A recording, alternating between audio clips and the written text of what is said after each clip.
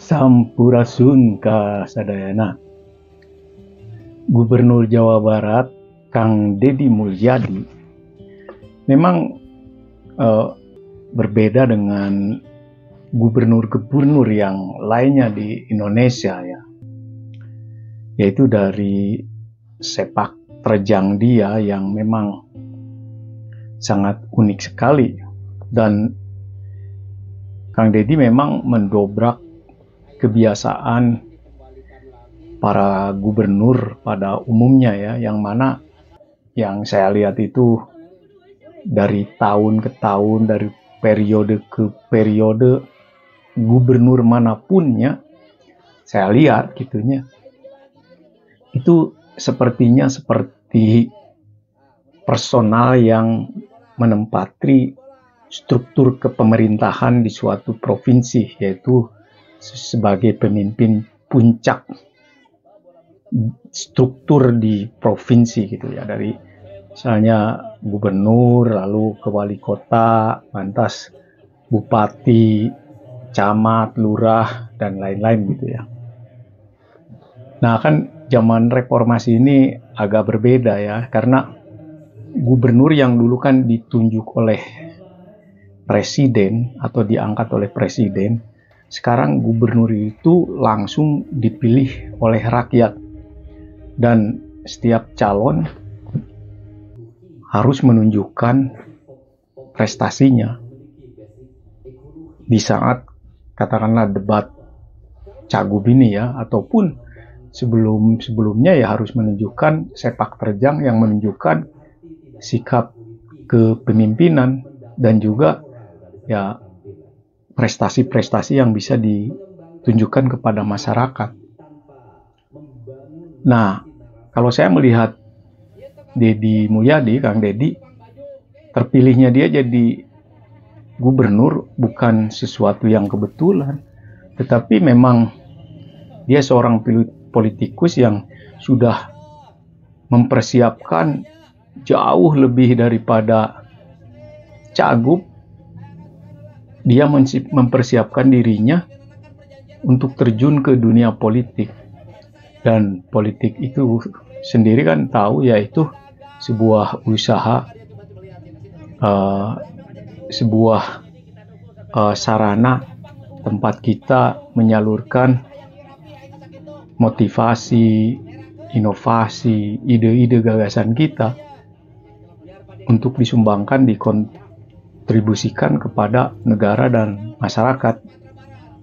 Ya jalurnya pakai politik. Memang juga ada juga yang tidak pakai jalur politik ya, misalnya jadi staf-staf tertentu, misalnya jadi pengajar ataupun jadi tokoh yang tidak mesti harus berpolitik, tetapi politik kan cenderung ujung-ujungnya yaitu nantinya yang dikejar yaitu kekuasaan, di mana setelah memiliki kekuasaan dia memiliki kekuatan untuk mengimplementasikan ide-ide dia, gagasan-gagasan dia atau motivasi dia. Dan apa yang Kang Deddy lakukan dari awal sangat muda dan sampai sekarang menjadi seorang gubernur, dia itu konsisten. Dia ingin menjadi seorang yang bisa mengabdikan dirinya dan ingin mengkontribusikan dirinya terhadap masyarakat dan negara, terutama ya masyarakat Jawa Barat. Dan kita lihat sendiri prestasi-prestasi dia semenjak dari jadi ya wakil bupati Purwakarta, lantas jadi bupati Purwakarta, anggota dewan, dan sekarang terpilih jadi gubernur ya. Dan dia memang sangat berbeda dengan gubernur yang pada umumnya apa yang pola kerjanya itu dia lakukan. Deddy Mulyadi memang langsung melayani masyarakat, dia langsung terjun memberikan contoh kepada masyarakat, Dia langsung mengeksekusi ketika melihat permasalahan, dia terjun langsung, lihat ke permasalahannya, dan langsung mencari solusi dan dieksekusi cepat-cepat. Dan tentu saja ya karena dia seorang Sunda, di mana ya wilayah kekuasaannya juga adalah wilayah Jawa Barat, wilayah Pasundan, Parahyangan, ya dia juga memperjuangkan identitas orang Sunda yang mayoritas penduduk Jawa Barat, di mana ya kita tahu sendiri kan seni, tradisi, budaya Sunda ini udah mulai merosot ya, menyusut, dan harus dikembalikan lagi, karena justru dengan kembalinya kepada jati diri orang Sunda, di sanalah kekayaan, modal, sumber kekayaan untuk meraih kesejahteraan. Seperti bangsa-bangsa lain kan, seperti Cina, Jepang, mereka kan melakukan pembangunan dan meraih kesejahteraannya dengan filosofi dan mitos kerja budaya mereka, tradisi mereka. Dan saya melihat sendiri sebagai orang Sunda, mitos kerja orang Sunda ini nggak jelas seperti apa, dan juga ya arah jalan ke depannya itu seperti apa. Saya masih ingat karena katakanlah ya 30 tahun yang lalu sangat berbeda sekali di desa-desa atau di kota. Masyarakat Jawa Barat itu sangat kreatif, inovatif, dan menjaga lingkungan, juga ramah dan selalu kompak dan bergotong royong. Tapi sekarang semenjak reformasi ya benar-benar carut marut sekali, penduduknya banyak sekali, lantas budaya tradisinya sudah bercampur aduk, nggak karuan, dan akhirnya nggak jelas kemana arahnya. Malah yang terjadi malah kesenjangan sosial, yang miskin tambah banyak, problem-problem sosial, pengangguran, juga kenakalan anak-anak remaja, juga kerusakan alam. Ya di samping kerusakan tradisi seni budaya sendiri. Nah justru Kang Deddy itu kerja all out ya, mengerjakan berbagai macam, juga mengejar ketertinggalan untuk meraih kemajuan, membenahi ya kondisi alam yang rusak, mencoba mengembalikan jati diri orang Jawa Barat, membuka lapangan kerja, berbagai permasalahan Kang Deddy coba pecahkan dan langsung dieksekusi. Ketika melihat misalnya pencemaran lingkungan, dia langsung mengeksekusi. Ketika terjadi banyaknya penyerobotan tanah yang seharusnya ya itu aliran sungai atau bantaran sungai, dijadikannya kios-kios, malah rumah-rumah. Melalui bupatinya langsung kan dieksekusi, dibenahi, dan lain-lain. Tetapi ya di sisi lain banyak orang yang menyerang Kang Deddy, semacam dikatakannya Kang Deddy Mulyadi itu Mulyono jilid 2, katanya, kata Rocky Gerung ya. Saya pikir sangat berbeda sekali ya, kalau mungkin Pak Jokowi itu yang disuka dipanggil Mulyono itu ya, dia suka belusukan gitu ya, melihat ya ke got-got atau ke pasar-pasar, ke tempat orang miskin. Tapi kan hanya belusukan, lain dengan Kang Deddy. Ketika melihat kondisi pasar, kondisi sungai, kondisi perumahan penduduk yang kumuh itu, dia langsung mencari solusi dan langsung mengeksekusinya dalam jangka waktu yang begitu ya cepat, dan dikerjakan dan berlangsung, sehingga masyarakat Jawa Barat sangat senang sekali dengan sepak terjang dia. Lalu Kang Deddy dikatakan gubernur konten katanya. Kalau bagi saya nggak ada jadi masalah dia suka konten atau tidak. Toh banyak juga ya para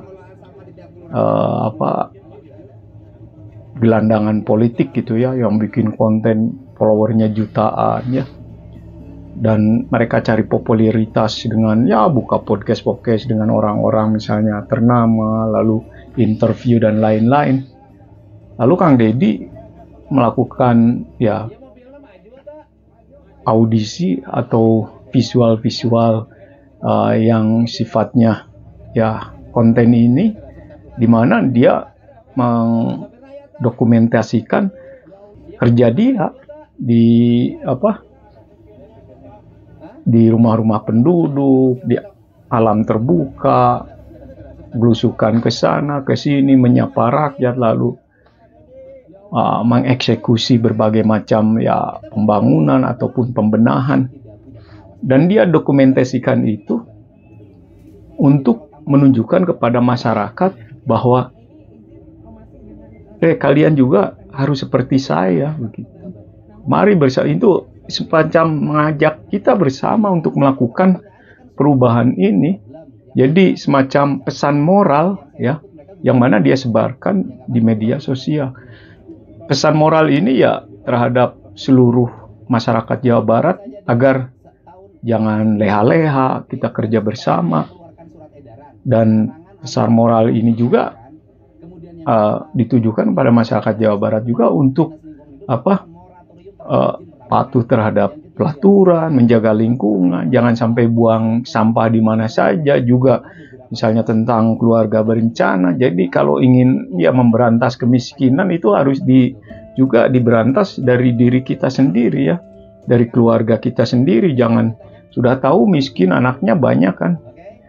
Dan saya tahu semua orang pasti tahu zaman sekarang ini kalau banyak anak itu berat itu. Zaman sekarang itu lain, kalau zaman dahulu kan banyak anak, tanahnya masih banyak semua, jadi bisa jadi petani dan orang tuanya bisa membagi-bagi hektaran tanahnya kepada anak-anaknya sebagai warisan. Sekarang nggak bisa, udah nggak punya kerja, banyak anak. Dan Kang Deddy itu benar, tetapi kan diserang masalah isu KB sektomi ini ya, padahal tahu sendiri ya, kebanyakan KB itu semua membebani ya wanita. Wanita itu yang menjadikan objek dalam KB, suruh disuntik, kayak minum pil KB dan macam-macam. Laki-lakinya suruh pakai kondom nggak mau kan. Nah, vasektomi ini udah bagus sekali karena sebenarnya tidak ada efek sampingnya terhadap kesehatan, terkecuali ya dia nggak bisa punya anak. Tapi kan diserang oleh kelompok tertentu dengan mengatakan bahwa ini ya sebuah ya perbuatan yang melanggar hak asasi manusia. Juga diserang masalah ya kebijakan Kang Deddy mengirim anak-anak nakal ke barak-barak ya. Dan ini sebenarnya sudah sangat tepat sekali karena selama ini kan KPAI tidak punya program yang benar-benar bisa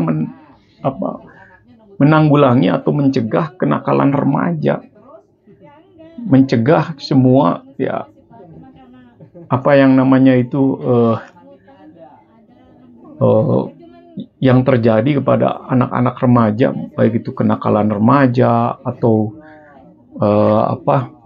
pelecehan seksual terhadap anak-anak dan lain-lain. Dan saya tidak bisa melihat apa kerja KPAI ini ya selama ini, padahal komite ini ya, Komite Pelindungan Anak Indonesia, di dananya ada dari negara, tapi mana yang dirasakan oleh rakyat. Makanya Kang Deddy mengambil kebijakan ini untuk mempercepat penanggulangan atau pencegahan masalah kenakalan anak-anak muda ini. Dan diserang malah katanya melanggar HAM, mengirim anak-anak menjadi dididik militer, padahal kan bukan. Itu semua sama kan, hampir mirip juga, baris berbaris itu seperti pramuka lah gitu ya. Juga kan di sekolah juga kita SMP, SMA juga suka belajar baris berbaris lah. Dan juga ya di barak militer juga nggak jauh berbeda kan. Malah yang diutamakan kan disiplinnya, yaitu tidur tepat waktu, bangun tidur tepat waktu, dan mengatur waktu.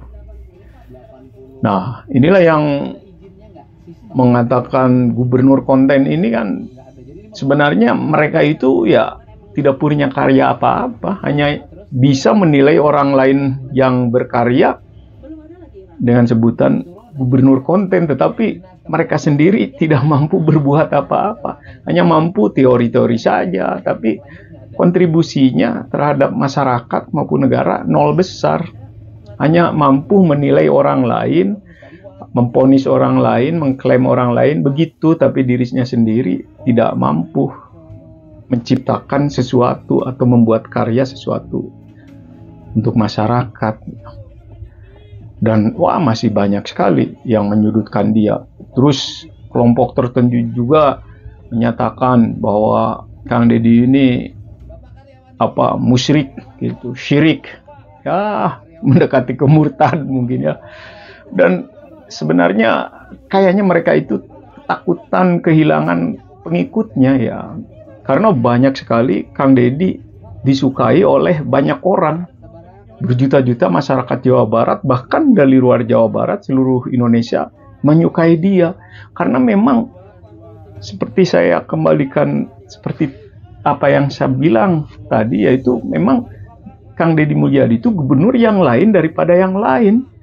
Tidak biasa dengan gubernur-gubernur yang biasanya, sesuatu yang formil, yang menempati posisi struktur pemerintahan. Yang mana kadang saya melihat ada juga gubernur yang gayanya itu seperti raja-raja kecil, ingin dilayani, dihormati. Ketika rakyat mengeluh itu malah dibentak, malah dengan kata yang kalimat yang songong, dan ya gimana lah rakyat itu jadi merasa berjarak jauh, dan rakyat bukannya malah segen atau melihat mereka berwibawa, masyarakat itu sebel, jadi menjauh pada mereka itu. Sesuatu yang formil yang membuat masyarakat itu malas gitu berhadapan dengan pejabat-pejabat pemimpin mereka, karena ya begitulah perilaku kebanyakan gubernur-gubernur atau pejabat-pejabat yang lainnya, bupati dan lain-lainnya, yang menempatkan dirinya itu bukan abdi rakyat atau sebagai pelayan rakyat, tetapi sebagai raja-raja kecil atau sebagai seseorang yang punya jabatan untuk katakanlah sesuatu status untuk dirinya, bahwa saya harus dihormati. Lain dengan Kang Deddy. Kang Deddy itu memang hanya kerja dan ingin membuat sebuah perubahan di Jawa Barat. Dan saya berharap ya semoga ada gubernur-gubernur lain di provinsi lain juga yang seperti Kang Deddy. Nggak apa-apa meniru Kang Deddy. Yang penting kan seluruh rakyat Indonesia jadi sejahtera, bukan saja di Jawa Barat, tapi di seluruh Indonesia rakyat bisa merasakan sentuhan atau katakanlah rangkulan dari para pejabatnya, dari gubernurnya. Jadi begitulah bedanya Kang Deddy dengan gubernur-gubernur yang lain. Kang Deddy ini spesial gubernur yang dekat dengan rakyat, sedangkan gubernur-gubernur yang lain sepertinya hanyalah pejabat-pejabat yang menempati posisi-posisi struktur pemerintahan yang tidak punya motivasi, inovasi, ataupun gagasan-gagasan, bahkan lebih banyak diam di kantor, nanda tangan, dan melakukan hal-hal yang sifatnya seremonial, peresmian itu dan rapat dan tek-tek bengek. Itu yang saya pikir. Saya harap gubernur yang lain bercontoh kepada Kang Deddy Mulyadi. Sekian dari saya.